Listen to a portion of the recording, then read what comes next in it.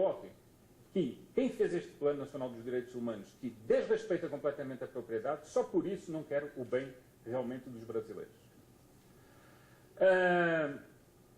Destes princípios da livre iniciativa e da propriedade privada decorre o terceiro, que é o princípio da subsidiariedade. Eu não vou me estender aqui sobre o princípio da subsidiariedade, que está também reafirmado em muitos documentos pontifícios. Mas o indivíduo, para dar apenas um exemplo, o indivíduo está inserido na sua família, a família provê os bens de que necessita, ela tem a liberdade de escolher as atividades que vai exercer ou não, onde vai morar, onde não vai morar, enfim, toda essa liberdade inerente a uma família. Acima da família existe a municipalidade.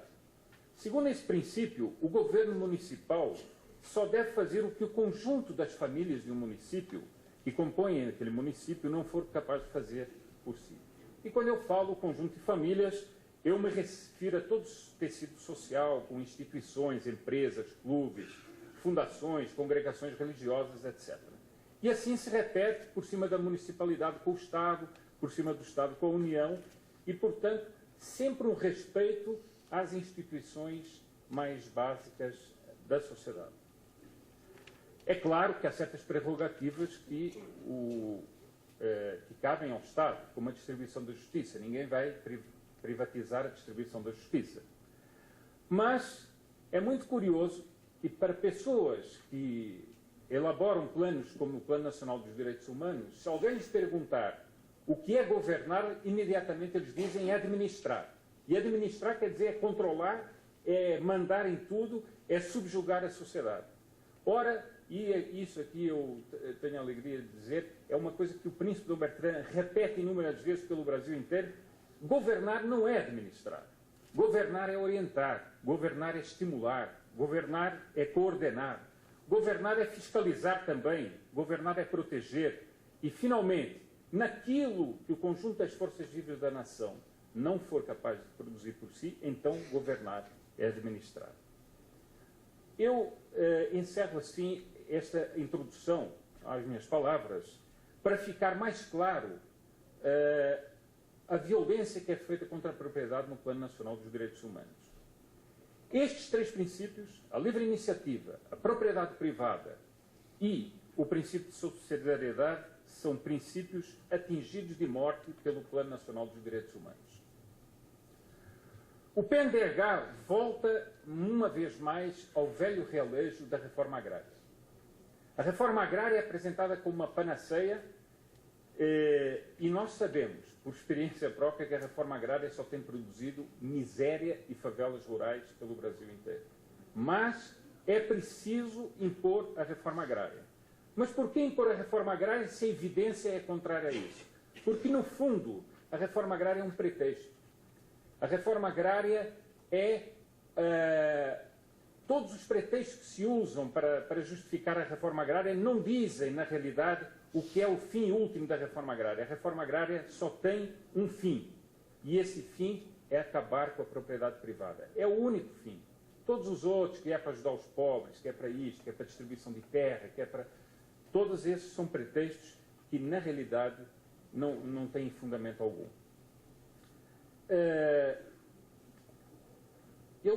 Se me permitem ler algumas citações aqui, que o próprio príncipe Dom Bertrand me deu, que são muito elucidativas de como os fundamentos da reforma agrária, também no Plano Nacional dos Direitos Humanos, são fundamentos ideológicos e qual é a ideologia materialista e ateia que está por trás deles.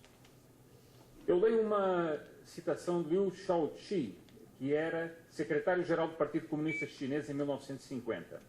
A reforma agrária é uma luta sistemática e feroz contra o feudalismo.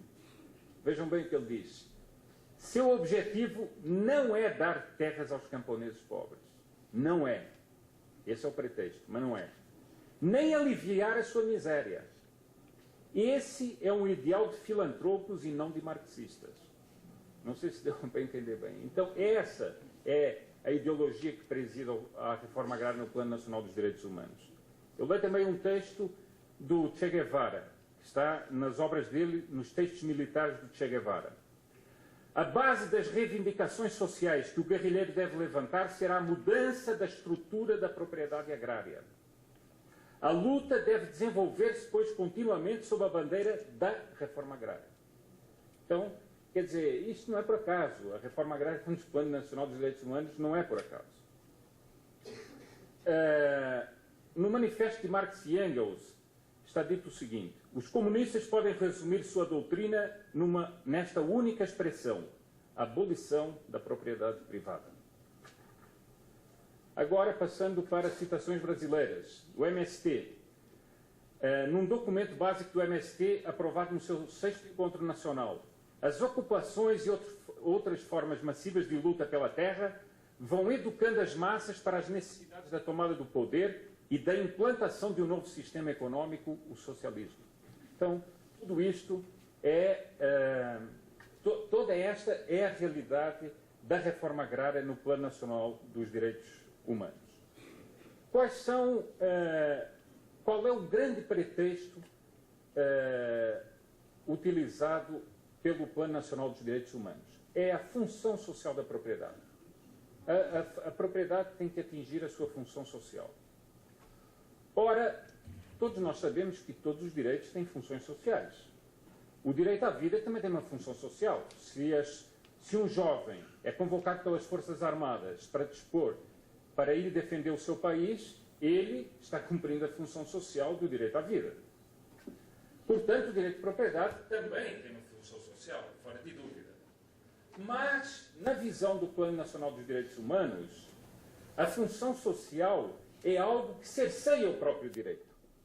Ou seja, como se o direito de propriedade fosse um direito diminuto e raciones. Como se o direito de propriedade fosse sempre contra o bem comum.